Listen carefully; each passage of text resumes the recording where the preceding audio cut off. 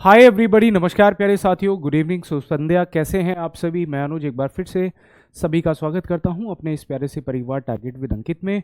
मुझे उम्मीद है सभी साथी बहुत अच्छे होंगे। भाई प्यारे साथियों, जल्दी से जुड़ जाइएगा और मुझे बताएंगे कैसी रही कल की आपकी पहली क्लास। प्यारे साथियों, जैसा आप सभी को पता होगा, this is our second class, second day, और आज हम एक बार फिर से बढ़िया सी शानदार सी क्लास करने वाले हैं।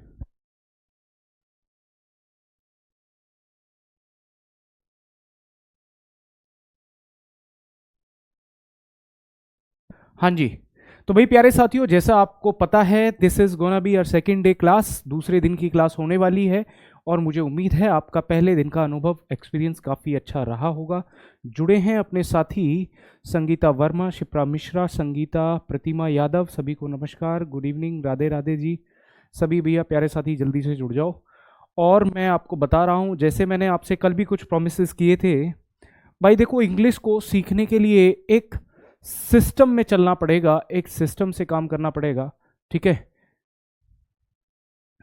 एक बात पूछूं? हाँ जी पूछिए, बिल्कुल संगीता जी पूछिए।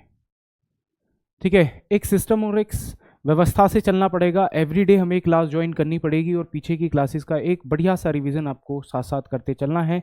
मेरे अलावा भी अगर आपको याद हो तो मैंने कहा है कि भाई मेरी प्रत्येक क्लास को कम से कम 2 बार देखने का आप टारगेट बनाएंगे।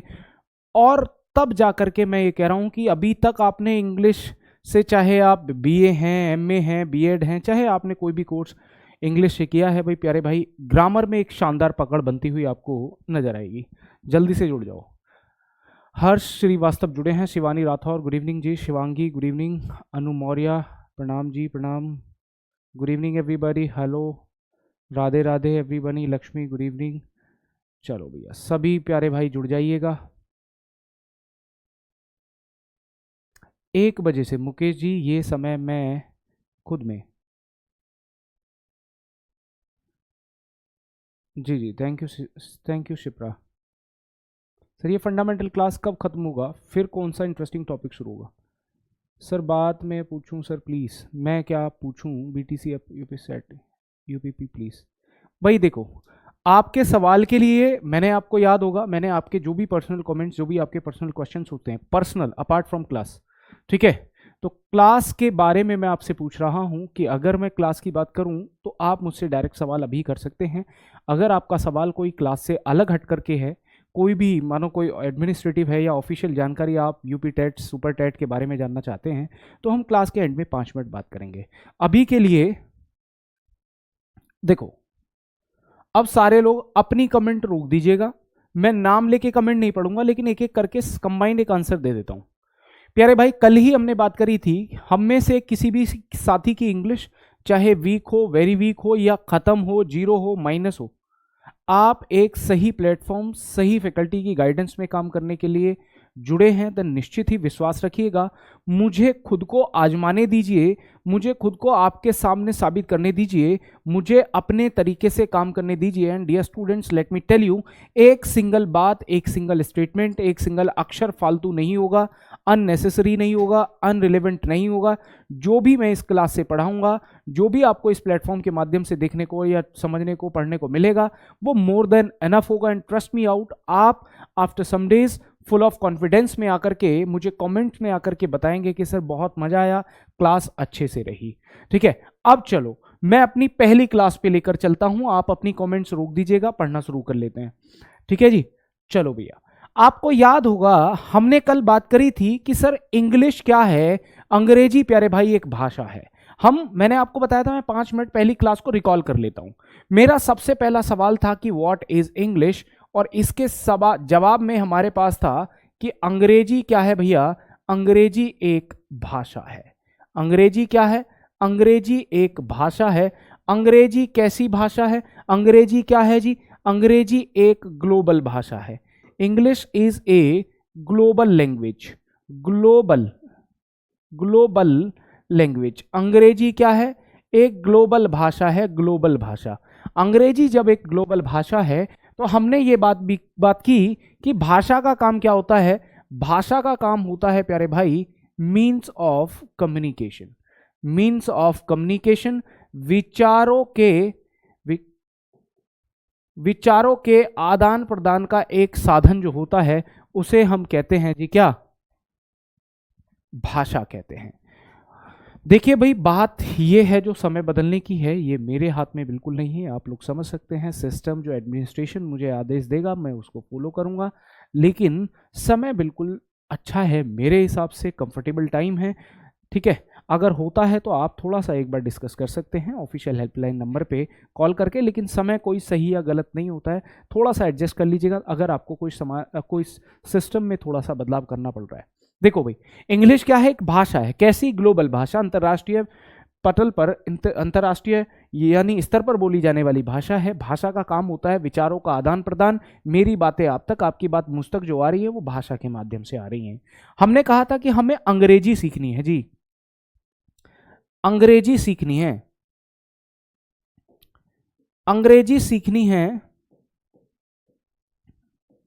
जब हम बात करते हैं अंग्रेजी सीखने की तो 4 काम हमने पूछे थे जी, 4 काम हमें बताए गए थे।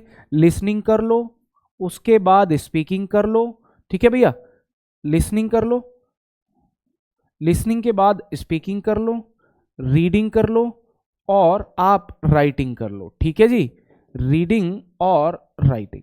हमने ये 4 काम सीखे जी, इन 4 काम करने से अंग्रेजी आ जाएगी। हमने बात करी कि इनको सही गलत कौन बताएगा, इनके जो जिम्मेदार हैं, ठेकेदार हैं, जो गारंटर हैं, वो हैं ग्रामर भैया।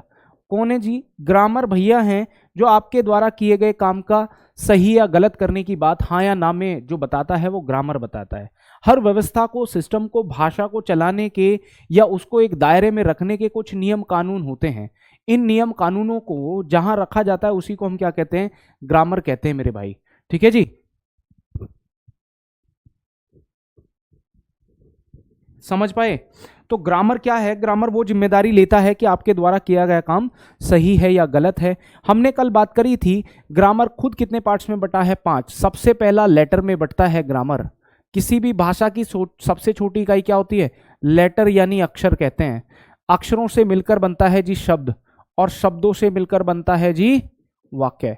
शब्दों से मिलकर क्या बनेगा, सेंटेंस कह दीजिए या वाक्य कह दीजिए, सेंटेंस कह दीजिए या वाक्य कह दीजिए। उसके बाद बनता है जी पंचुएशन।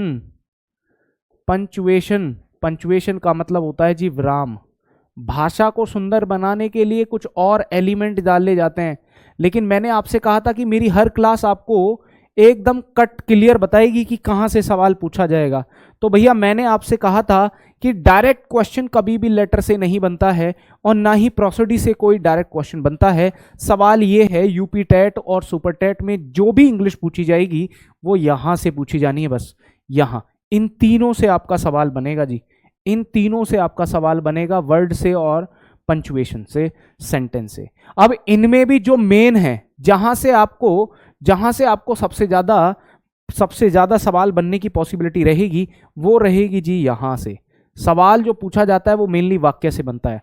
लेकिन आप मुझे बताओ, भाषा का विकास ऐसे थोड़ी हुआ है, अक्षर से हुआ है। अगर आपको याद हो तो अक्षरों की संख्या अंग्रेजी भाषा में 26 है, और आपको याद होगा 3 रूपों में मैंने बताए थे, वॉवेल, कॉन्सोनेंट और आपका semi vowel. Vowel, consonant, semi vowel. याद आया कुछ?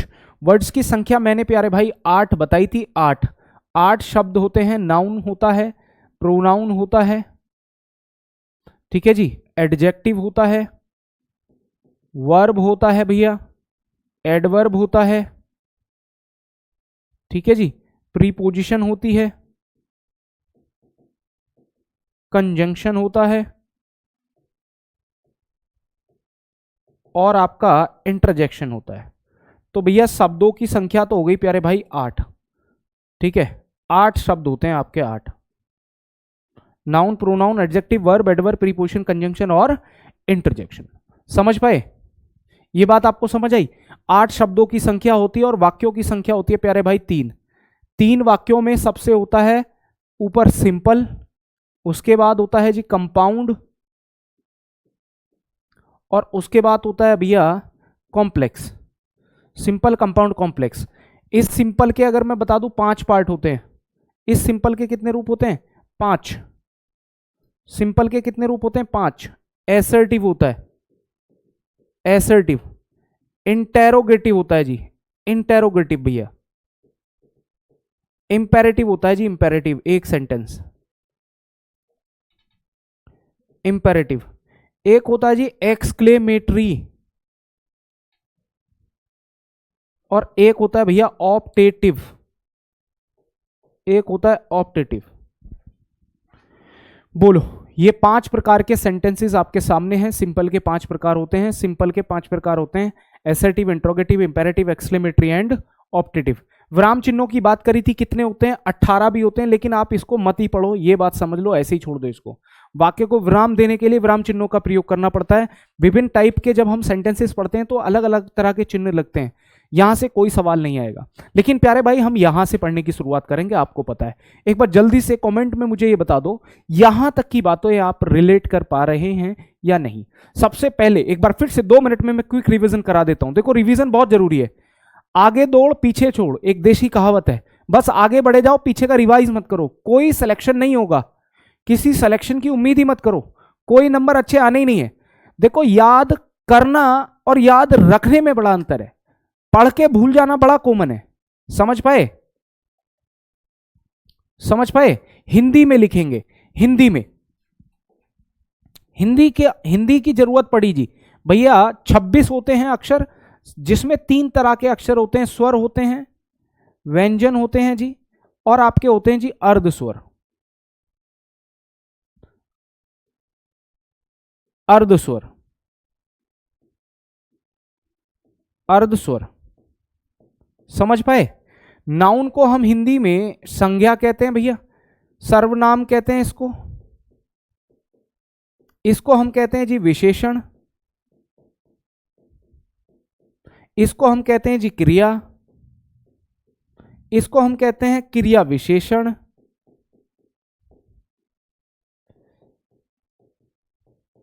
ये होता है भैया संबंध बोधक, संबंध बोधक। ये होता है साहब समुच्चय बोधक, समुच्चय बोधक। और ये होता है जी आपका विस्मय बोधक। ये होता है हमारा विस्मय बोधक। तो ये 8 प्रकार के शब्द हमारे होते हैं, ठीक है भैया। वैसे एक बात आपको बता दूं, अगर आपको बुरा ना लगे, मुझे बहुत अच्छे से पता है बहुत सारे स्टूडेंट्स जो हैं वो हिंदी बैकग्राउंड से होते हैं और काफ़ी अपने आप को इंग्लिश में असहज महसूस करते हैं, अनकंफर्टेबल हो जाते हैं। इंग्लिश को लेकर के जब हम बात करते हैं तो उनके अंदर कॉन्फिडेंस नहीं होता। तो प्यारे भाई, एक रिक्वेस्ट आपसे ये भी है कि भले ही आपकी इंग्लिश 0 हो, माइनस हो, ख़त्म हो, लेकिन अब यहाँ से आगे चलते हुए थोड़ा थोड़ा प्रयास जरूर करेंगे। इंग्लिश को इंग्लिश में ही पढ़ना पड़ेगा।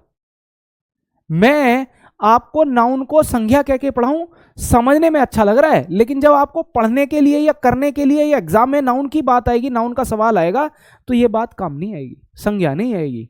नाउन तो नाउन ही लिखा जाएगा वहां पे। श्रेया यादव कह रहे हैं यहां की इंग्लिश बीपीएससी में, यूपीएससी में भी काम करेगी ये बात, समझे?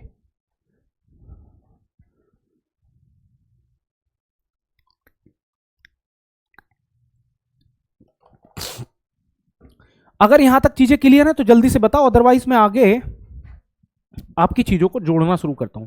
जब हम सिंपल सेंटेंस का नाम लेते हैं तो सिंपल का मतलब होता है साधारण वाक्य, इसको बोलेंगे साधारण वाक्य, इसको बोलेंगे संयुक्त वाक्य, संयुक्त वाक्य, ठीक है भैया। और इसको बोलेंगे मिश्र वाक्य, मिश्र, मिश्र कह दो या मिश्रित कह दो, एक ही बात है, मिश्रित वाक्य। समझे जी? समझे? अब ये वाला वाक्य होता है आपका कथनवाचक। अगर आप हिंदी और इंग्लिश दोनों में पढ़ोगे ना तो सुविधा तो आपको लगेगी, लेकिन आप एक टाइम पे खुद ही फंस जाएंगे। यह है आपका कथनवाचक वाक्य, यह है आपका प्रश्नवाचक वाक्य जिसमें हम कोई सवाल जवाब करते हैं। यह है आपका आदेशात्मक वाक्य, यह है आपका विस्मय बोधक,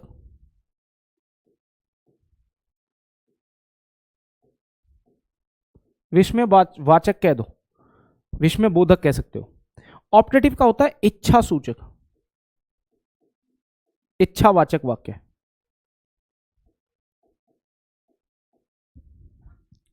समझे? अब एक बार बोर्ड पर नजर डालते रहो। अगर आपको याद है, मैंने कहा था कि मैं 5 से 7 मिनट आपकी एवरी क्लास में वेस्ट करूंगा और आपको शायद रिवाइज करने की जरूरत नहीं पड़ेगी। मैं यहीं पे खड़ा खड़ा आपका जो भी मैं पिछली क्लास में पढ़ाऊंगा उसका रिवीजन भी करा दूंगा। आप मुझसे नहीं, जिससे भी पढ़ते हैं, जहां भी पढ़ते हैं, अब तक जो भी जानते हैं, मैं इंग्लिश में इस बात का दावा करता हूं कि अगर कोई बच्चा इरेगुलरिटी या डिसकंटिन्यूटी बनाए और वो इंग्लिश सीखने का दावा करे तो मेरे हिसाब से तो इम्पॉसिबल है। इंग्लिश सीखने के लिए हर क्लास को पॉजिटिवली ज्वाइन करना है। एक बात है, देखो, हर बच्चा पता नहीं कितने सालों से इंग्लिश पढ़ रहा होगा, कितने सालों से मैथमेटिक्स, कितने सालों से रीजनिंग, कितने सालों से जीके जीएस पढ़ रहा है, लेकिन एग्जाम नहीं निकल रहा। एग्जाम में मेरे भाई अनकॉमन चीजें पूछी जाती हैं, सामान्य चीजें नहीं पूछी जाती। कभी भी आपसे ये नहीं पूछेगा बताना ये नाउन है या नहीं है, प्रोनाउन है या नहीं है, यानी आसान सवाल नहीं पूछे जाते। उन्हीं आसान चीजों को थोड़ा सा डिफिकल्ट करके पूछा जाता है।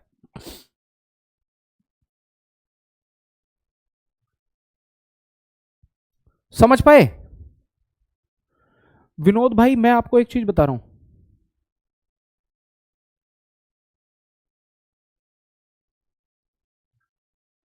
एक मिनट सुन लो मेरी बात। मैंने कहा मुझे बाइलिंगुअल पढ़ाने में, हर बात को हिंदी से इंग्लिश में लिखने में या इंग्लिश को हिंदी में लिखने में प्रॉब्लम कुछ नहीं है, लेकिन आप अटक जाएंगे। मैं वही बात आपसे कह रहा हूं। हाँ, जो भी बात मैं लिखूंगा इंग्लिश में उसको एक्सप्लेन तो करूंगा, लेकिन फिर भी आप डोंट वरी, मैं आपके हिसाब से पढ़ा दूंगा, कोई दिक्कत नहीं, इस बात पे बहस नहीं होगी, बात खत्म कीजिएगा। ठीक है भैया? तो एक बार जल्दी से मैं रिकॉल करा देता हूं। मैंने सबसे पहली क्लास में आपको बताया था कि हम अंग्रेजी की बात करेंगे। प्यारे भाई, 2 ब्रांच में इंग्लिश बटी हुई है, एक है साहित्य और एक है व्याकरण। हमने साहित्य को अलग कर दिया, साहित्य से हमारा कोई लेना देना यूपी टेट सुपर टेट में नहीं है। हमारा सवाल सीधा सीधा बनता है अंग्रेजी ग्रामर, इंग्लिश ग्रामर, अंग्रेजी व्याकरण से। समझ पाए? व्याकरण की बात करी थी, लेकिन व्याकरण होती है मेरे भाई भाषा की। एक बोली होती है, एक भाषा होती है। बोली की कोई लिपि नहीं होती, भाषा की लिपि होती है। बोली के नियम नहीं होते, भाषा के नियम होते हैं। हमने बात करी। अगर हम भाषा की बात करें, भाषा के 3 रूप मैंने बताए थे। बात होती है आपकी लिखित में, बात होती है मौखिक में, बात होती है संकेत में। संकेत और मौखिक से हमारा कोई लेना देना नहीं है। हमारी जो परीक्षा होगी, परीक्षा का जो स्वरूप है वो लिखित है। इसीलिए हमने बात करी, लिखित भाषा का सबसे छोटा रूप अक्षर होता है, उससे बड़ा रूप हमारा शब्द होता है, उससे बड़ा रूप हमारा सेंटेंस होता है। और जिस प्रकार बोलते समय हम विराम लेते हैं, सांस लेते हैं, वैसे ही लिखित में भी कुछ सांस या ठहराव लाने के लिए विराम चिन्ह, पंचुएशन का प्रयोग करते हैं। उसके बाद हमने बात करी प्रोसोडी की। जिस प्रकार मैंने खुद को सुंदर बनाने के लिए बढ़िया शर्ट पहनी, हाथ में घड़ी लगाई, या बाल हेयर कट कराए, या अलग तरह का जो भी लुक लिया है, या कोई चैन या अंगूठी वगैरह पहनता हूं, तो ये सब क्या है? मैंने खुद को सुंदर बनाया है। वैसे ही भाषा को सुंदर बनाने के लिए जो चीजें डाली जाती हैं प्रोसोडी है, लेकिन वहां से सवाल नहीं पूछा जाता। अब अक्षरों की अगर हम बात कर लें तो अक्षर अंग्रेजी भाषा में 26 होते हैं, A to Z 3 रूपों में बटे होते हैं, vowel, consonant, semi vowel. Vowel यानी स्वर। स्वर वे अक्षर होते हैं जिन्हें बोलने के लिए अन्य किसी अक्षर की आवश्यकता नहीं होती। ये स्वतंत्र कंठ रूप से बोले, मतलब स्वतंत्र रूप से बोले जाते हैं बिना किसी अन्य अक्षर की हेल्प के। जब हम बात करते हैं कॉन्सोनेंट की, तो कॉन्सोनेंट की संख्या 19 होती है, वॉवेल्स की संख्या 5 होती है। 19 वो अक्षर जिन्हें बोलने के लिए स्वर यानी वॉवेल्स की जरूरत पड़े, उन्हें कॉन्सोनेंट कहते हैं। सेमी वॉवेल की जब हम बात करेंगे प्यारे भाई, 2 होते हैं संख्या में, W और Y।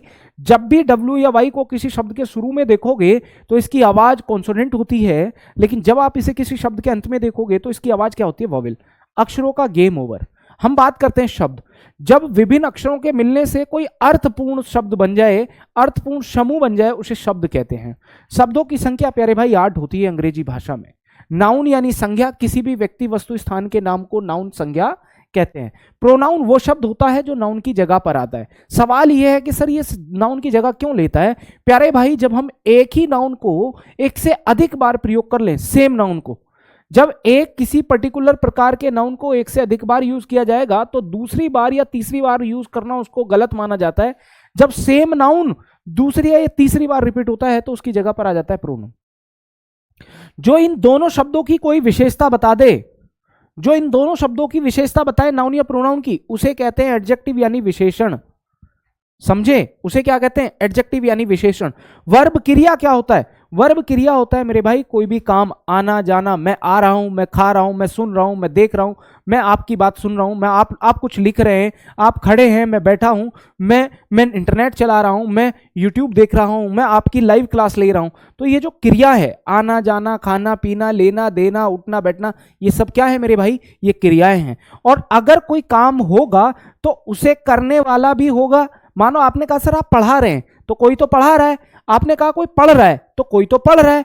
तो जो भी क्रिया, जो भी एक्शन, जो भी वर्ब होगी, उसे जो करने वाले लोग होते हैं वो ये लोग होते हैं, ये दोनों साहब लोग होते हैं जो इस क्रिया को करने का काम करेंगे। अजय पढ़ा रहा है तो अजय कौन है, नाउन। मैं पढ़ा रहा हूं तो मैं कौन है, प्रोनाउन। समझ पाए? तो इन क्रिया को करने का काम जो करेंगे वो ये दो शब्द करते हैं मेरे भाई, नाउन या प्रोनाउन। इनकी जगह भी बता दूंगा मैं दोनों काम कराने में यकीन करूंगा।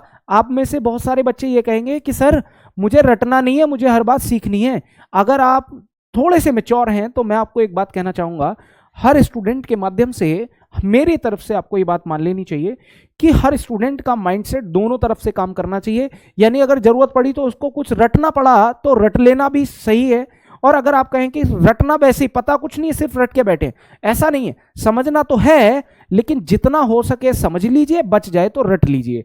रटना और समझना दोनों पर काम करेंगे मेरे भाई।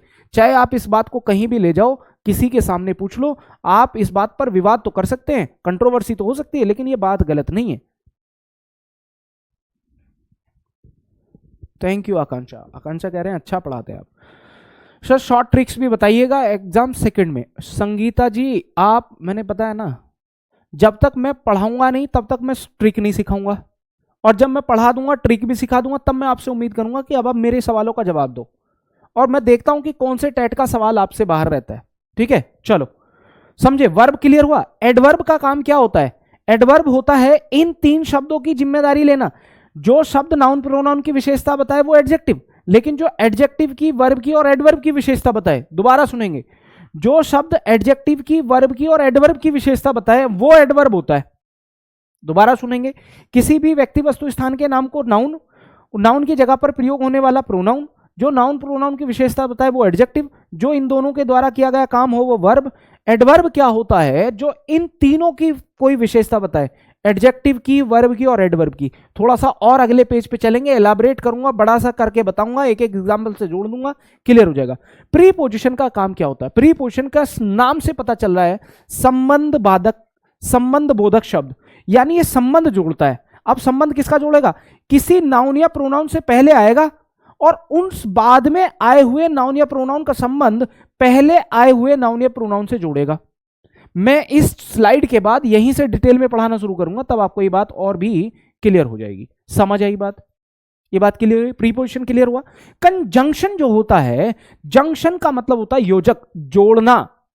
दो विभिन्न शब्दों को, दो विभिन्न वाक्यों को, शब्द समूह को, वाक्य समूह को जोड़ने का काम करने वाले शब्द को हम कहते हैं कंजंक्शन। जंक्शन सुना है?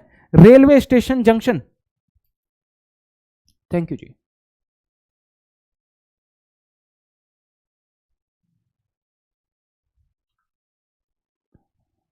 अच्छा, 1 घंटे की क्लास जल्दी निकल जाती है मेरी।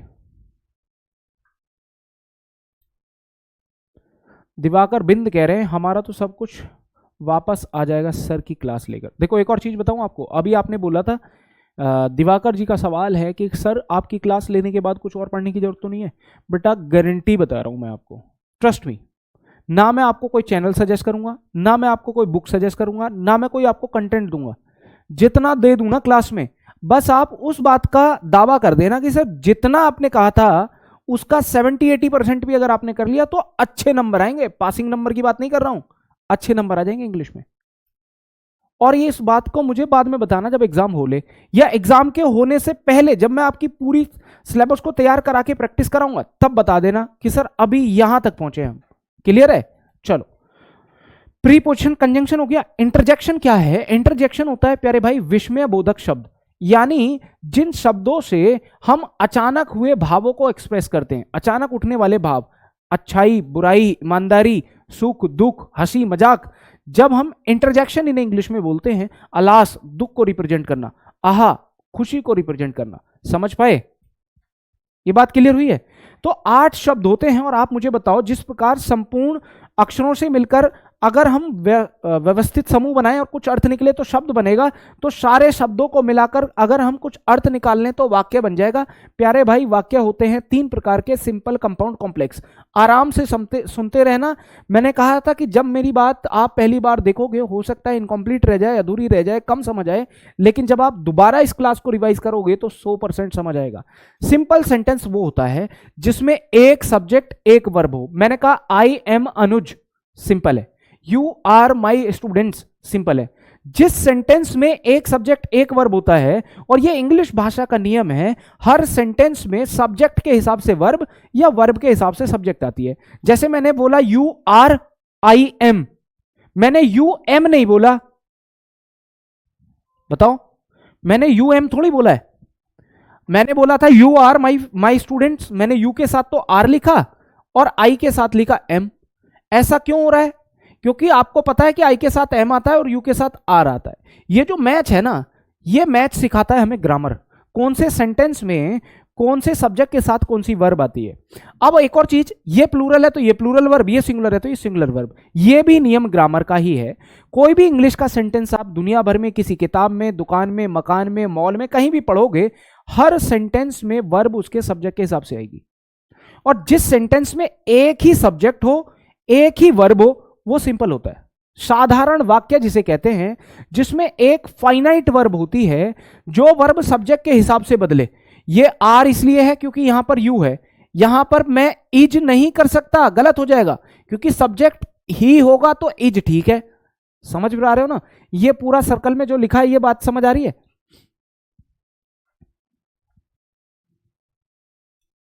बोलो, मैंने ऐसा क्यों लिखा है? क्योंकि ये जो नियम है ना, ये सब्जेक्ट के हिसाब से तो वर्ब लगा रहा हूं मैं, सब्जेक्ट के हिसाब से वर्ब लगा रहा हूं। तो यानी हर वो सेंटेंस जिसमें सब्जेक्ट के हिसाब से वर्ब आए, सिंगुलर आने पर सिंगुलर, प्लूरल आने पर प्लूरल आए, उसी सेंटेंस का नाम होता है सिंपल सेंटेंस। जिसमें एक सब्जेक्ट एक वर्ब हो, वो सिंपल है। और हर सेंटेंस में वर्ब जो है सब्जेक्ट के हिसाब से आती है, चाहे वो सिंपल हो, कंपाउंड हो, कॉम्प्लेक्स हो, ठीक है, एसर्टिव हो, इंट्रोगेटिव हो, इंपेरेटिव। सेंटेंस जिसे बोलोगे उसकी वर्ब सब्जेक्ट के हिसाब से आएगी, सिंगुलर होने पर सिंगुलर, प्लूरल होने पर प्लूरल। अब ये सिंगुलर प्लूरल क्या है सर जी? आप तो हर बात में कुछ ना कुछ नया जोड़ देते हो भैया। जिसे गिनने पर एक कह सको वो सिंगुलर है, और जिसे गिनने पर एक से अधिक कह सको वो प्लूरल है। एक वचन और बहुवचन, ये मेरे हाथ में पेन है, सिंगुलर है, एक है तो यानी सिंगुलर है। अगर मैं एक और पेन ले लूं तो क्या हो जाएगा? प्लूरल। एक और पेन ले लूं तो क्या हो जाएगा? प्लूरल। दो होने पर प्लूरल, दो से अधिक होने पे प्लूरल, लेकिन एक होने पर सिंगुलर होता है। एक और बात आपको बता देता हूं काम की। अगर मेरे पास पानी है, पानी, पानी को मैं गिन नहीं सकता, अनकाउंटेबल है। अनकाउंटेबल नाउन हमेशा मेरे भाई सिंगुलर होता है। वाटर का वाटर्स नहीं कर सकते आप, नॉलेज का नॉलेजेस नहीं कर सकते, क्योंकि चाहे वो वाटर हो, नॉलेज हो, मिट्टी हो, तेल हो, चीनी हो, ठीक है, ये मेरे भाई अनकाउंटेबल होते हैं, तो इनको तो हमेशा सिंगुलर ही रखना है। मैंने गारंटी आपको दी है मेरे भाई, मेरा भी नाम, अपना भी नाम तो बनाना होता है या खराब करना होता है। आपको पढ़ाते समय मुझे अपने नाम का भी तो ध्यान रखना है। चैनल, मेरा नाम तो अभी उतना भी सम्मानित है नहीं जितना चैनल का सम्मानित नाम आपके सामने है। आपने मेरी कोई वैल्यू नहीं है, क्योंकि मैं आपके लिए अनजान हूं। तो संस्था पे आपने विश्वास किया है, अंग्रेजी में तो आप मुझे छोड़ दो, अंग्रेजी की परेशानी मुझे दे दो, लेकिन एक जिम्मेदारी, अगर इर्रेगुलर क्लास ली तो मेरी कोई जिम्मेदारी नहीं है। डे 2 पे मैं आपको ये बात बता रहा हूं। अगर आपने कहा कि अरे ऑनलाइन ही तो है, ऑफलाइन देख लेंगे, रिकॉर्डेड देख लेंगे, जिम्मेदारी नहीं ली, तो मुझसे भूल जाना, मैं आपकी कोई जिम्मेदारी नहीं लेना चाहूंगा। डेली क्लास अटेंड करना, डेली। डाउट रह जाए कमेंट में या जैसे भी करके पूछ लेना, लेकिन डेली क्लास अटेंड करो। और समस्या मेरी, अंग्रेजी ना सिखा दूं, अंग्रेजी में खुद जैसा ना पढ़ाने वाला, टीचर ही तो बनोगे, अंग्रेजी भी पढ़ाने लगोगे आप बेटा। लेट द टाइम कम, आने दो समय को। तो ये वाली बात क्लियर हुई है? सिंपल सेंटेंस समझ आया? जिस सेंटेंस में एक सब्जेक्ट एक वर्ब हो, जो सेंटेंस में सब्जेक्ट के हिसाब से वर्ब दी हो, उसे सिंपल सेंटेंस कहते हैं। और जब दो सिंपल सेंटेंसेस को जोड़कर एक कर दिया जाए, जब दो सिंपल सेंटेंसेस को जोड़कर एक कर दिया जाए, उसे कहते हैं जी कंपाउंड सेंटेंस। ठीक है, बोलो। अच्छा, पूजा ने सीटेट हमसे पढ़ा है, थैंक यू सो मच। बोलो, ये बात समझ आई? सिंपल सेंटेंस की बात करी थी जिसमें एक सब्जेक्ट एक वर्ब हो, जिसमें एक सब्जेक्ट एक वर्ब हो। वर्ब और सब्जेक्ट का रिलेशन समझ आया था अभी? वर्ब तो ये है, और मैंने कहा था वर्ब को करने वाला जो होता है वो कौन होता है? नाउन प्रोनाउन, और काम करने वाले को सब्जेक्ट कहते हैं। तो सब्जेक्ट का अधिकार इन दोनों के पास बन गया।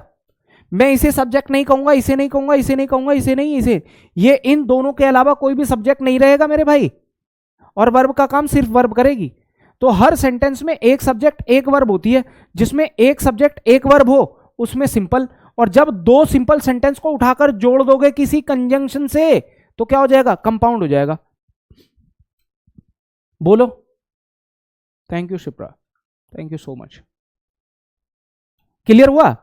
जब दो सिंपल सेंटेंस को जोड़ दोगे किसी कंजंक्शन से वो कंपाउंड हो जाएगा। अब कॉम्प्लेक्स सेंटेंस क्या होता है? जब दो सिंपल सेंटेंस में किसी एक को कंडीशन बना दो, या किसी एक को परिणाम बना दो, या स्थिति को बदल दो, तो आप उसे बोलेंगे आप कॉम्प्लेक्स सेंटेंस। जैसे आपने बोला if you call me I will come, दो sentence, if you call me, you call me, I will come, दो सेंटेंस थे। एक में मैंने इफ कंडीशन बना दी, अगर तुम मुझे कॉल करोगे तो मैं आ जाऊंगा। तो जब प्यारे भाई एक सेंटेंस होता है सिंपल होता है, जब दो सिंपल सेंटेंस को जोड़कर एक कर दिया जाए कंपाउंड होता है, जब दो सिंपल सेंटेंस में एक को शर्त या आधार बना दिया जाए वो होता है आपका कॉम्प्लेक्स। समझ पाए? कॉम्प्लेक्स सेंटेंस समझ आया? रटने की भी बात बता दूंगा कि कौन सा सेंटेंस सिंपल होता है, कौन सा कॉम्प्लेक्स होता है, कौन सा आपका कंपाउंड होता है, रटा भी दूंगा, कोई दिक्कत नहीं है। मैंने कहा टेंशन मुझे दे दो, बात खत्म। अब हमसे बात करी कि सिंपल के 5 रूप होते हैं। एसर्टिव, बहुत शानदार बात बताने वाला हूं। एसर्टिव प्यारे भाई हर वो सेंटेंस होता है, एसर्टिव हर वो सेंटेंस होता है जब हम कोई बात बोलते हैं। बोलो, जब हम कोई बात बोलते हैं या कहते हैं उसे हम क्या कहते हैं? एसर्टिव कहते हैं। जब हम कोई बात बोलते हैं या कहते हैं उसे एसर्टिव कहते हैं। आपने जितनी भी कमेंट्स की हैं वो सब एसर्टिव हैं। मेरे द्वारा यहां तक जो भी बात आपको बताई जा रही है वो सब एसर्टिव है। हम दिन भर में कुछ ना कुछ बोलते रहते हैं, कुछ ना कुछ कहते रहते हैं। मेरे या आपके द्वारा जो भी बात बोली जाती है या कही जाती है उसे हम एसर्टिव बोलेंगे। एसर्टिव का दूसरा नाम डिक्लेरेटिव सेंटेंस भी हो सकता है। बोलो। हाँ जी, हाँ जी, समझ पाए?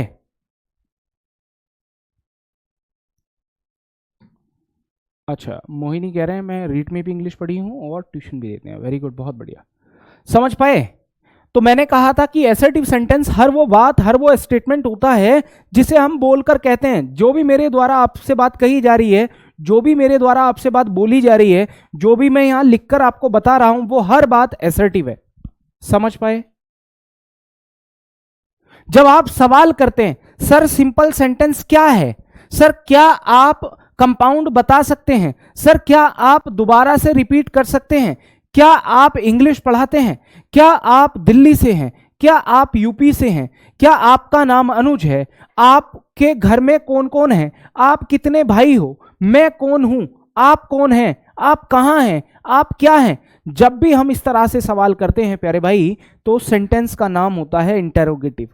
इंटेरोगेटिव यानी प्रश्नवाचक सेंटेंस वाक्य। अब प्रश्नवाचक जो होता है ये दो तरह से बंटता है। एक तो सवाल हम क्या लगाकर करते हैं, क्या आप इंग्लिश पढ़ाएंगे, क्या आप आज नया पढ़ाएंगे, आपने कल क्या पढ़ाया था, आप कल कहां थे, आप कहां रहते हो। तो एक तो होता है क्या, कब, कौन, कहां, कैसे, बीच में लगाकर, वो भी इंटेरोगेटिव है। और एक होता है क्या शुरू में लगाकर सवाल करना, वो भी इंटेरोगेटिव है। एक ही बार में मुझे बता दो एसर्टिव और इंटेरोगेटिव में कोई डाउट? जल्दी से बताओ, बोलो। एसर्टिव क्या होता है, इंटेरोगेटिव क्या होता है, कोई डाउट?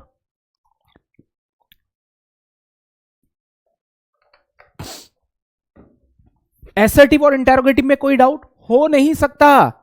मैंने जो भी बोला है एसर्टिव, जो भी आप पूछेंगे इंटेरोगेटिव। समझ पाए? अब बात करते हैं इंपेरेटिव की। इंपेरेटिव हर वो वाक्य होता है प्यारे भाई जिसमें कोई आदेश, जिसमें कोई सलाह, जिसमें कोई प्रार्थना, जिसमें कोई नम्र निवेदन किया जाए। प्लीज हेल्प मी इंपेरेटिव है, सिट डाउन इंपेरेटिव है, शट अप इंपेरेटिव है, समझ पाए? जब भी मैं आपको आदेश दूं, जब भी आप मुझसे रिक्वेस्ट करें, हम अक्सर अपने जीवन में आए दिन एवरीडे किसी को आदेश, किसी से निवेदन, किसी से रिक्वेस्ट करते रहते हैं। तो जिस सेंटेंस में आप रिक्वेस्ट का भाव लाएं, जिस सेंटेंस में आप आदेश का भाव लाएं, जिसमें आप नम्र निवेदन का भाव लाएं, वो सेंटेंस प्यारे भाई होता है आपका क्या? इंपेरेटिव, आदेशात्मक वाक्य। समझ पाए? प्राची शर्मा, मैं इनको और एलाबरेट करूंगा, एक एक करके थोड़ा सा बड़ा करूंगा। मैं यहां से दोबारा पढ़ाऊंगा। क्यों? मैंने कहा था ना कि सवाल पूरी ग्रामर यहां है, मैं यहां से इनको एलाबरेट करूंगा। ऐसा एलाबरेट करूंगा बेटा, दोबारा नाउन नहीं पढ़ने की जरूरत पड़ेगी। पढ़ाओगे खड़े होकर कि अनुसार अब रुको मैं पढ़ाता हूं नाउन, समझे? तो मैं अभी आपको एक ही बार में थोड़ी सी डेफिनेशन दे रहा हूं, लेकिन ये फाइनल नहीं है। यहां से तो पूरी ग्रामर यहां है, इनको दोबारा पढ़ेंगे हम डिटेल में। क्लियर है?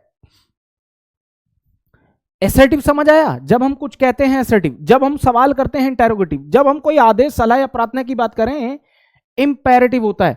अब आप मुझे बताओ, जीवन में कई बार दुख, सुख या आश्चर्य जैसे भाव भी हमारे सामने होते हैं। जिस सेंटेंस के माध्यम से आप कोई दुख की बात, कोई खुशी या सुख की बात या किसी आश्चर्य को रिप्रेजेंट करोगे, तो प्यारे भाई वो होता है आपका क्या? Exclamatory sentence. एक्सक्लेमेटरी सेंटेंस, विस्मय बोधक या विस्मयवाचक सेंटेंस। समझ पाए?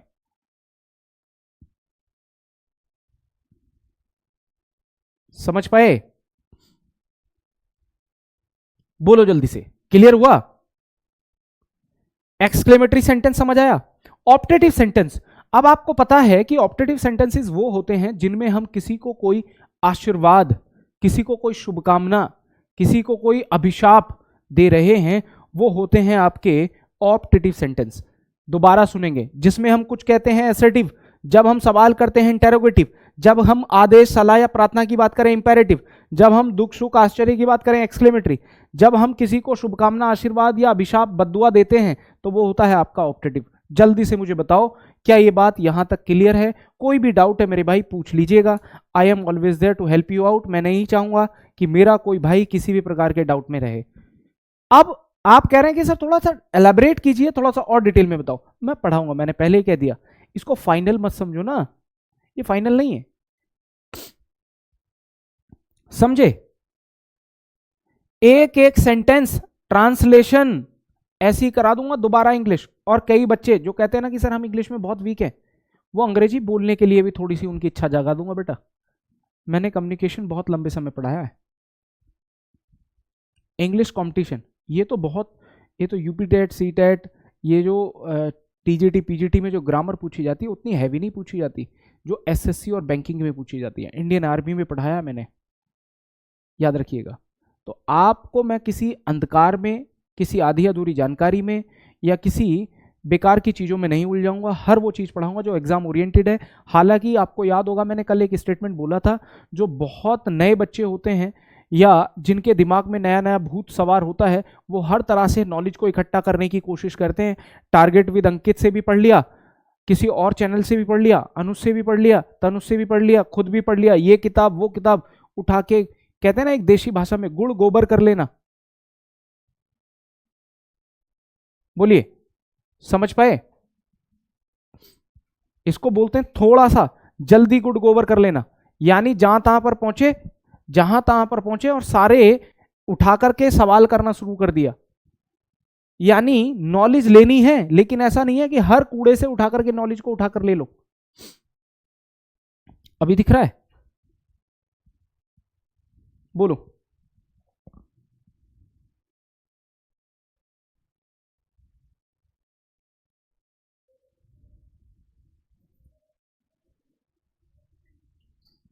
बोलो जी, क्लियर हुआ? यहां तक की बातें क्लियर हुई? अब हम बात करते हैं, एक बार फिर से हम वापस चलेंगे, रीबैक करेंगे। हम कहां से पढ़ेंगे? यहां से पढ़ेंगे चीजें, लेकिन आज नहीं, कल पढ़ेंगे। यहां तक की चीजों को रिवाइज कर लेना, मैं यहां से आगे पढ़ाऊंगा। मैंने आपको बताया था जो सवाल बनता है वो सेंटेंस से बनता है।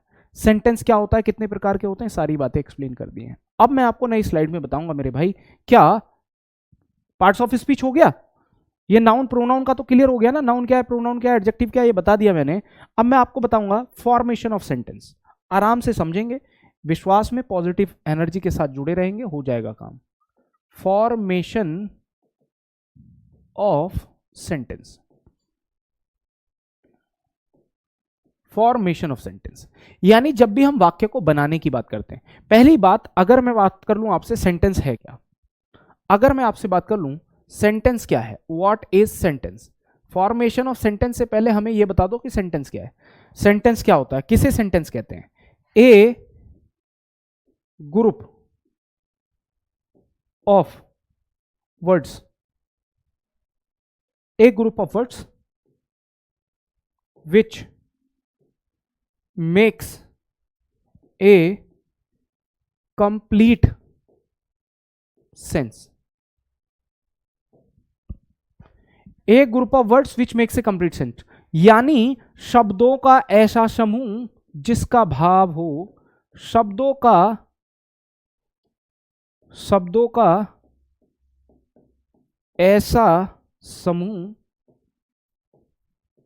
जिसका कोई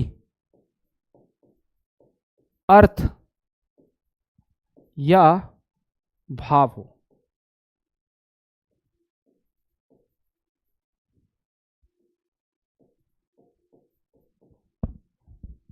समझे? शब्दों का एक ऐसा समूह जिसका कोई अर्थ या भाव हो उसे हम कहते हैं सेंटेंस। अब हमने बात करी कि सेंटेंस बनाने के लिए मुझे चाहिए क्या, मुझे निश्चित तौर पर कुछ शब्दों की जरूरत पड़ती है और वो शब्द हैं क्या। भाई किसी भी सेंटेंस को, छोटे से छोटे सेंटेंस को लगभग दो चीजों की मिनिमम तौर पे जरूरत होती है, मिनिमम तौर पे। एक होता है सब्जेक्ट मेरे भाई और एक होता है वर्ब। एक होता है सब्जेक्ट, एक होता है वर्ब। अगर मैं सब्जेक्ट की बात करूं तो इसे हम हिंदी में कहते हैं मेरे भाई कर्ता, कर्ता यानी काम करने वाला, और वर्ब को हम बोलते हैं जी क्या, क्रिया, काम। समझ पाए? लेकिन अब एक और चीज बता दूं, बहुत इंपॉर्टेंट बात बता रहा हूं, इन दोनों का पक्का बॉन्ड है, पक्का रिलेशन है। दुनिया का कोई सिंगल सेंटेंस उठा लो जो इन दोनों के बिना बना सको, ऐसा हो नहीं सकता कि कोई भी सेंटेंस, चाहे वो सिंपल हो, कंपाउंड हो, कॉम्प्लेक्स हो, एसर्टिव हो, इंटरोगेटिव हो, इंपेरेटिव हो, एक्सक्लेमेटरी या ऑप्टेटिव हो, जो इन दोनों के बिना आप बना सकें। हर सेंटेंस में सब्जेक्ट प्लस वर्ब होती ही होती है। और एक और बात है, हर उस सेंटेंस में जहां जहां सब्जेक्ट और वर्ब होगी वहां वहां इन दोनों का एक रिश्ता होता है, ये एक से होने चाहिए। यानी अगर ये सिंगुलर हो तो ये भी सिंगुलर, और ये प्लूरल हो तो ये भी प्लूरल होना चाहिए। यहां तक की बात पे जल्दी से बताओ, क्या बातें क्लियर हुई या नहीं? अगर मेरे भाई समझ में आ जाए तो बताओ, खेल पक्का या कच्चा? बोलो हाँ जी। अगर यहां तक की बातें सभी समझ आ रही हैं अच्छे से, कोई विशेष डाउट नहीं है, तो बताओ इंग्लिश का गेम ओवर हो जाएगा या नहीं? काउंटडाउन कहते हैं ना आजकल, इंग्लिश का काउंटडाउन शुरू कर दीजिए। काउंटडाउन, उल्टी गिनती शुरू इंग्लिश की, देखते हैं कब तक इंग्लिश बचेगी। बताओ, ये बात समझ आई? मैंने कहा था कि हर सेंटेंस जिसमें शब्दों का कुछ समूह हो, जिसका कुछ अर्थ बने, वो सेंटेंस है। सेंटेंस को बनाने के लिए मुझे कुछ निश्चित या कम से कम शब्दों की जरूरत होती है, और वो कम से कम दो शब्द हैं। इन दोनों के बिना मैं सेंटेंस बना ही नहीं पाऊंगा। समझ पाए? इन दोनों के बिना मैं सेंटेंस ही नहीं बना पाऊंगा, चाहे वो सिंपल हो, कंपाउंड हो, कॉम्प्लेक्स हो, एसर्टिव हो, इंटरोगेटिव हो, इंपेरेटिव हो, एक्सक्लेमेटरी, ऑप्टेटिव। मैंने इतने ही सेंटेंस आपको बताए, इनमें से कोई भी सेंटेंस उठा लो जो इन दोनों के बिना आप बना सकते हो, नहीं बनेगा। तो यानी सब्जेक्ट और वर्ब तो होंगे ही होंगे। लेकिन प्यारे भाई, कभी कभी ये जो वर्ब साहब है ना, ये अपने आप को अकेला महसूस करने लग जाते हैं। इनकी दिक्कत है, ये कभी कभी अकेला महसूस करते हैं। अब ये होते दो लोग हैं, ऐसे मान के चलो, जैसे अगर मैं आपसे बोलूं कि आदमी के हाथ, तो आदमी के दो ही हाथ होते हैं। तो वर्ब दो तरीके से होती है, एक होती है हेल्पिंग वर्ब और एक होती है आपकी मेन वर्ब। एक वर्ब होती है आपकी हेल्पिंग वर्ब, एक वर्ब होती है आपकी हेल्पिंग वर्ब, और एक वर्ब होती है आपकी मेन वर्ब। तो अगर मैं वर्ब की बात कर लूं तो वर्ब होती है जी प्यारे भाई दो, मतलब दो रूपों में बढ़ जाती है ये वर्ब। एक होती है हेल्पिंग वर्ब और एक होती है ये मेन वर्ब। जल्दी से बताओ, यहां तक बात क्लियर है? मैंने कहा था कि ये कभी कभी अकेला महसूस करने लगती है, तो तुरंत इसको एक और शब्द की जरूरत पड़ेगी, एक और शब्द की जरूरत पड़ेगी। यानी या तो इस वर्ब के बाद उस वर्ब को कंप्लीट करने वाला, उस एक्शन को रिसीव करने वाला ऑब्जेक्ट या कहीं ना कहीं उस सब्जेक्ट के बारे में कुछ ना कुछ कहने वाला जो शब्द होता है उसे हम कहते हैं जी कॉम्प्लीमेंट। कॉम्प्लीमेंट। अब जैसे मैंने आपसे कहा, जैसे ये करता है, ये क्रिया है, तो ऑब्जेक्ट को बोलते हैं प्यारे भाई कर्म, और कॉम्प्लीमेंट को बोलते हैं प्यारे भाई पूरक। पूरक का मतलब पूरा करने वाले से है। पूरक का मतलब पूरा करने वाले से।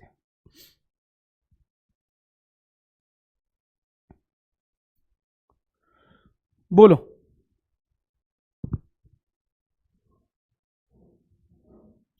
यहां तक बात समझ आई? ये बात क्लियर हुई है? अब बात क्लियर कर लेते हैं। देखो आपने जो बोला है, शिल्पा गौतम कह रहे हैं सर वर्ब विदाउट सब्जेक्ट के आ सकती है लेकिन सब्जेक्ट विदाउट वर्ब नहीं आ सकता। बहुत अच्छी बात है, लेकिन वर्ब भी नहीं आती। इंपेरेटिव सेंटेंस में वर्ब आती है, सब्जेक्ट दिखता नहीं है लेकिन सब्जेक्ट होता है। बोलो, यहां तक बात क्लियर आई? अब ध्यान दीजिएगा, मैंने आपसे बात करी कि जब हम सब्जेक्ट की बात कर रहे थे और जब वर्ब अकेला महसूस करती है और वर्ब दोनों होती हैं। अब दोनों वर्ब में याद रखो, एक सेंटेंस तो अकेले इससे बन जाएगा, एक सेंटेंस अकेले इससे बन जाएगा, एक सेंटेंस इन दोनों को मिलाकर बनता है। दोबारा सुनो मैंने क्या बोला। हो सकता है एक ये जो वर्ब है वो अकेली इस रूप में आ जाए, हो सकता है ये वाली वर्ब अकेले इस रूप में आ जाए, हो सकता है ये वाली वर्ब दोनों को साथ लेकर के आए, दोनों रूपों में आए, हेल्पिंग वर्ब और मेन वर्ब एक साथ। समझ पाए? अब अगर ये हेल्पिंग वर्ब की जगह मेन वर्ब आ जाए तो इसके बाद में जो तीसरा शब्द जुड़ जाएगा वो ऑब्जेक्ट हो सकता है। लेकिन अगर हेल्पिंग वर्ब को मेन वर्ब की तरह से यूज करोगे तो इसके बाद वाले वर्ड जो जुड़ेगा उसे हम कॉम्प्लीमेंट कहेंगे। एक बार जल्दी से मुझे बता दो।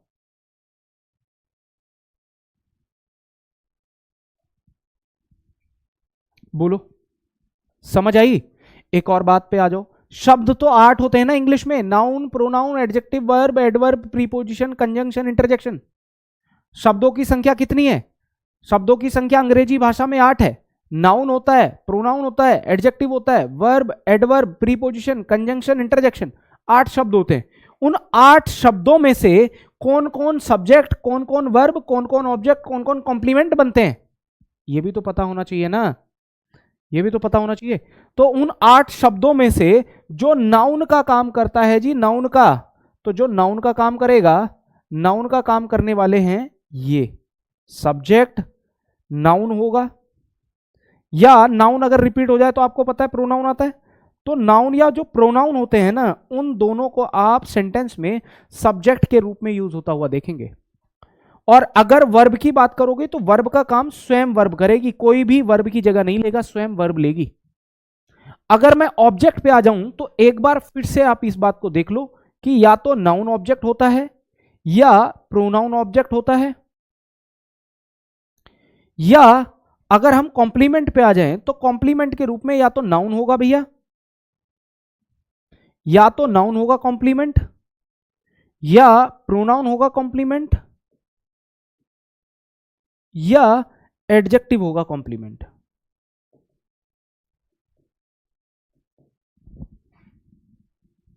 बोलो, मैं इस समय सेंटेंस में कम से कम क्या चाहिए उसकी बात कर रहा हूं। प्रतिमा यादव जी, क्या क्या दोबारा से समझाना है, जल्दी से बताओ। हाँ जी, एग्जाम्पल से और अच्छी बात समझ आ जाएगी, बिल्कुल सही है। समझ पाए? याद आई बात? मैं यहां पर एग्जाम्पल दूंगा, थोड़ा सा इसको छोटा कर लेता हूं।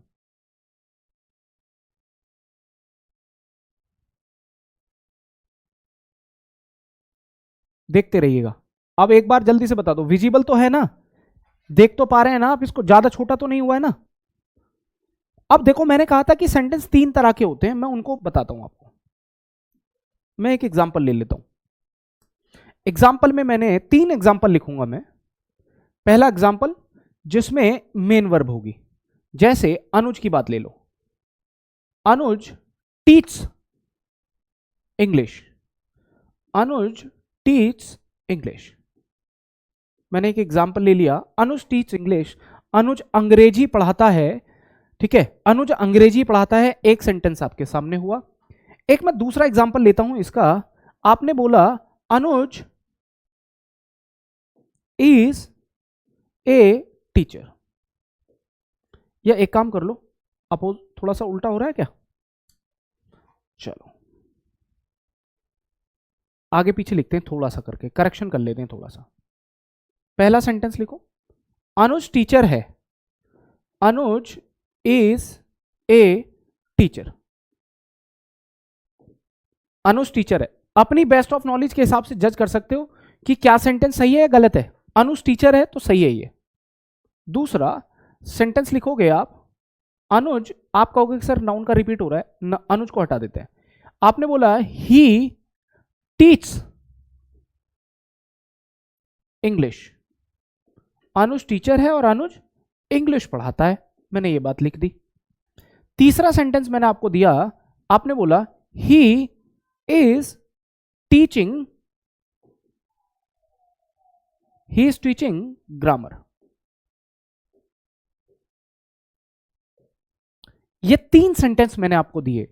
सबसे पहले without any rule and regulation ये चेक करो, जितना भी आपको समझ आता है, क्या ये तीनों सेंटेंस सही है या इनमें कोई करेक्शन की जरूरत है।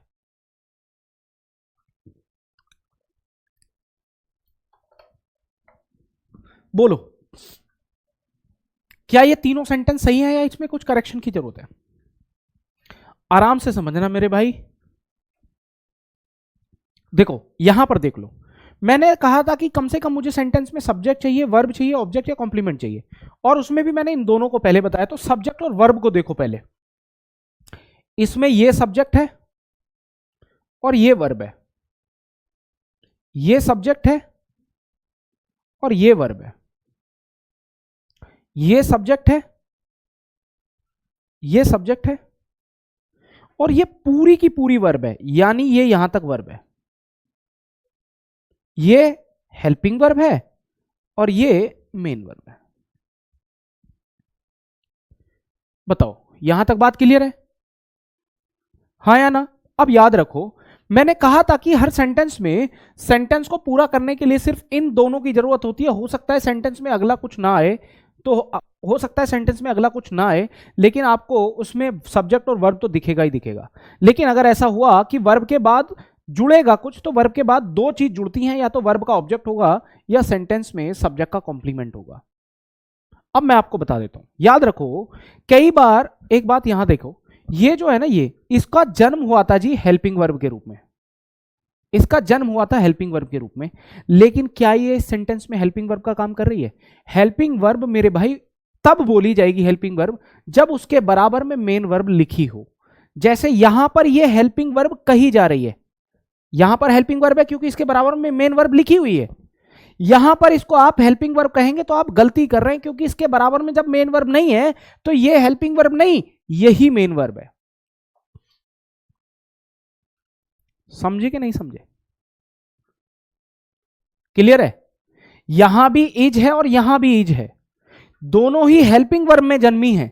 यहां भी हेल्पिंग वर्ब में जन्म हुआ है, यहां भी हेल्पिंग वर्ब में जन्म हुआ है, लेकिन यहां पर यह काम भी हेल्पिंग वर्ब का कर रही है, लेकिन यहां काम हेल्पिंग वर्ब का नहीं कर रही, यहां काम कर रही है मेन वर्ब का।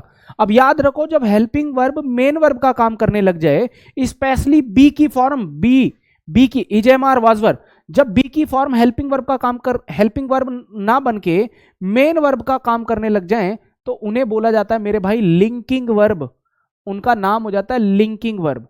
जब वी की form is am are was verb main verb की तरह से यूज कर ली जाए, तो उस समय इसका नाम दूसरा पड़ जाता है लिंकिंग वर्ब। आपसे सवाल नहीं पूछा जाएगा कभी भी कि बताओ लिंकिंग वर्ब कौन है, आपसे कभी सवाल नहीं पूछा जाएगा कि बताओ इनमें से कौन लिंकिंग वर्ब है। लेकिन फिर भी हमें पता होना चाहिए कि जो मेन वर्ब, जो हेल्पिंग वर्ब मेन वर्ब की तरह से काम आने लगे, वो भी बी की form is am are was verb, be being, is am are was verb being, be is am are was verb being, been, being, और जब भी ये मेन वर्ब की तरह से काम करने लगेंगी तो इन्हें आप लिंकिंग वर्ब का नाम देंगे। बात समझ आई? बोलो, आपसे कभी ये सवाल नहीं पूछा जाता कि बताओ इनमें हेल्पिंग वर्ब कौन है, बताओ इनमें मेन वर्ब कौन है, बताओ इनमें हेल्पिंग वर्ब कौन है, ऐसे सवाल नहीं पूछा जाता। ये बात याद आई? तो मैंने आपको, जब हेल्पिंग वर्ब मेन वर्ब का काम करेगी तो उसका नाम लिंकिंग वर्ब हो जाता है। ये बात क्लियर हुई? मैंने सेंटेंस में कहा कि वर्ब अकेले हेल्पिंग वर्ब भी आ सकती है, वर्ब अकेले मेन वर्ब भी आ सकती है, और वर्ब दोनों भी आ सकती है। इसमें ये हेल्पिंग वर्ब अकेले आई है, जो मेन वर्ब की तरह काम कर रही है। इसमें मेन वर्ब अकेले आई है, इसमें हेल्पिंग वर्ब नहीं है, इसमें हेल्पिंग वर्ब और मेन वर्ब दोनों आई हैं। तो मुख्य रूप से सेंटेंस के प्रकार यही 3 हो सकते हैं। पूरी अंग्रेजी भाषा में मात्र इसी तरह से सेंटेंस बनेंगे जिसमें अकेले हेल्पिंग वर्ब होगी या हेल्पिंग वर्ब मेन वर्ब दोनों होंगी या अकेली मेन वर्ब होगी। एक बार जल्दी से मुझे बता दो, क्या ये बात समझ आई? सही है, बोलो।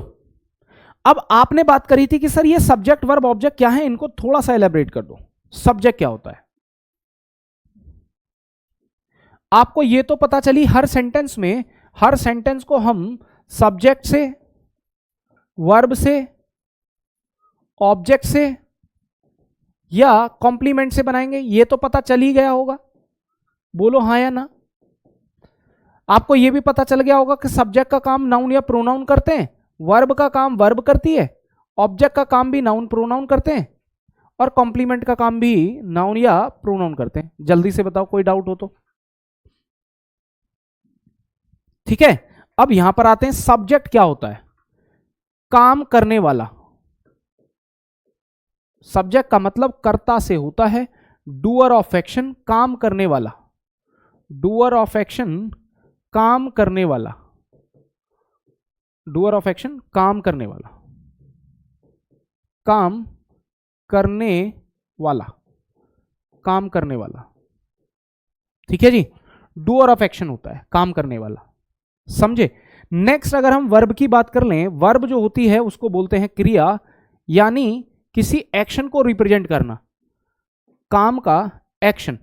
मैं यहां पर बोलूंगा एन एक्शन, बस इतना, एन एक्शन, कोई भी एक्शन क्रिया। ठीक है, वो शब्द जो किसी काम के होने या ना होने को रिप्रेजेंट करे उसे वर्ब क्रिया कहते हैं। यानी क्रिया किसी काम का होना या ना होना, होना या ना होना बताए, किसी काम का होना या ना होना बताए। मान लो कोई भी सेंटेंस, उसमें कोई काम एक्शन हो रहा है या नहीं हो रहा है, ठीक है, उसे बोलते हैं हम वर्ब। अब वर्ब के बाद आता है जी ऑब्जेक्ट। आराम से समझना इस बात को, इसे समझने के लिए एक्टिव पैसिव का नाम सुना है आपने? जल्दी से बताओ, एक्टिव पैसिव का नाम सुना है? एक्टिव पैसिव बिल्कुल नहीं आएगा अगर ये 3 बातें समझ नहीं। मैंने कहा था ना कि मेरी हर बात आपको लास्ट में जुड़ा के दिखा दूंगा आपको। ये क्लास मैं 2 दिन से वैसे ही एनर्जी वेस्ट नहीं करूंगा, ये क्लास बहुत इंपॉर्टेंट होगी। एक्टिव पैसिव बिल्कुल नहीं आएगा जिसे सब्जेक्ट वर्ब ऑब्जेक्ट का पता ना हो। ऑब्जेक्ट, अब याद रखो ऑब्जेक्ट क्या होता है। वर्ब में, बहुत हिंदी में लिख रहा हूं, वर्ब में ये जो क्या या किसे का जवाब आता है, का जवाब, वर्ब में क्या या किसे का जवाब, वर्ब में क्या या किसे का जवाब जो होता है वो ऑब्जेक्ट होता है जी, ऑब्जेक्ट। इसे बताऊंगा अभी, 1 मिनट रुक जाओ बस। एक होता है कॉम्प्लीमेंट। कॉम्प्लीमेंट, इसका संबंध 2 शब्दों से होता है, इसको बोलते हैं पूरक, सब्जेक्ट से भी और ऑब्जेक्ट से भी। जब ये सब्जेक्ट के लिए प्रयोग हो तो ये सब्जेक्ट कॉम्प्लीमेंट होता है, और जब ये ऑब्जेक्ट के रूप, ऑब्जेक्ट के लिए यूज हो तो ये ऑब्जेक्ट कॉम्प्लीमेंट होता है। ठीक है, यानी ये सब्जेक्ट या ऑब्जेक्ट के लिए यूज होता है, ऑब्जेक्ट का पूरक होता है। यानी ये या तो सब्जेक्ट की को पूरा करेगा या ऑब्जेक्ट को पूरा करेगा, इतना समझो। अब आते हैं ऑब्जेक्ट पर। ऑब्जेक्ट को थोड़ा सा और समझ लेते हैं, बट टाइम होने वाला है बेटा। मान लो आपने बोला, एक सेंटेंस ले लिया आपने सेंटेंस ले लिया, अनुज ने मुझे किताब दी। मैं एक सेंटेंस लेता हूं यहां पर, अनुज ने मुझे किताब दी, अनुज ने मुझे किताब दी, सेंटेंस पूरा है। ये देना है क्रिया, देना है क्रिया। अब क्रिया जो है वो क्या है जी? क्रिया है देना। अब आपने बोला क्या दिया, तो आपने बोला जी किताब। आपने बोला क्या दिया, इसमें किताब दिया। आपने बोला किसे दी जी? मुझे दी, मुझे। तो ये जो किताब और मुझे हैं ये हैं ऑब्जेक्ट। जो क्या का जवाब दे वो डायरेक्ट ऑब्जेक्ट, जो किसे का जवाब दे वो इनडायरेक्ट ऑब्जेक्ट। समझ पाए? समझ पाए? अब मैं यहां पर आता हूं। आपने कहा कि सर ऑब्जेक्ट और कॉम्प्लीमेंट में डिफरेंस बता दो। ऑब्जेक्ट जो होता है उस एक्शन को रिसीव करता है, लेकिन कॉम्प्लीमेंट वाले सेंटेंस में मेन एक्शन नहीं होता। जैसे आप यहां पर देखो, अनुज इज ए टीचर, ये जो ए टीचर है ये कॉम्प्लीमेंट है। ये क्या है? कॉम्प्लीमेंट यानी पूरक है। और ये किसके लिए यूज किया जा रहा है? इस सब्जेक्ट के लिए। अनुज एक टीचर है। क्या इस सेंटेंस में कोई एक्शन या काम हो रहा है? क्या इस सेंटेंस में कोई एक्शन या काम हो रहा है? इस सेंटेंस में कोई एक्शन काम नहीं हो रहा है। तो प्यारे भाई भैया टाइम हो गया है ओवर, आज के लिए इतना ही करते हैं। मैंने जितनी भी ये बातें बताई हैं इनको कम से कम 2 बार देख लीजिएगा। मैं कल की क्लास यहीं से कनेक्ट करूंगा। मुझे उम्मीद है ये क्लास काफ़ी हद तक सही और पॉजिटिव चल रही है। In case of any change, any बदलाव, जब आपको लगे कि सर यहाँ पर ये काम कर लो, वो काम कर लो, please drop that suggestion in the comments. But please don't miss the class, join it daily join करो and drop your comments in the comment box and let me know your confusion and doubts। जब भी आप last में जाते हैं अपने doubt और confusion को मुझे बता दीजिए। समझे? आज के लिए इतना ही करेंगे प्यारे भाई। बहुत बहुत धन्यवाद सभी को, बहुत अच्छी क्लास रही। ऐसे ही जुड़ते रहिएगा, ठीक है। और कोई भी डाउट बनता है, बेटा बाइलिंगुअल पढ़ाऊंगा हिंदी इंग्लिश में, चाहे मैं इंग्लिश में पढ़ाऊँ चाहे मैं हिंदी में पढ़ाऊँ, कोशिश करूंगा दोनों में पढ़ाऊँ। लेकिन अगर मैं इंग्लिश में भी पढ़ाऊंगा तो ट्रस्ट मी आउट, एक एक चीज़ सिखा के दूंगा, एक एक चीज़ एलाबरेट करूंगा। ठीक है भैया, मिलते हैं कल द सेम टाइम 5 PM। और टिल देन धन्यवाद, नमस्कार। इस क्लास को कम से कम एक बार जरूर रिवाइज कर लीजिएगा। कल वाली क्लास को लाइव देखने से पहले इसे एक बार रिवाइज कर लेना, हेल्प मिलेगी आपको। ठीक है, चलिए भाई प्यारे भाई, आज के लिए इतना ही, मिलते हैं कल। धन्यवाद, नमस्कार।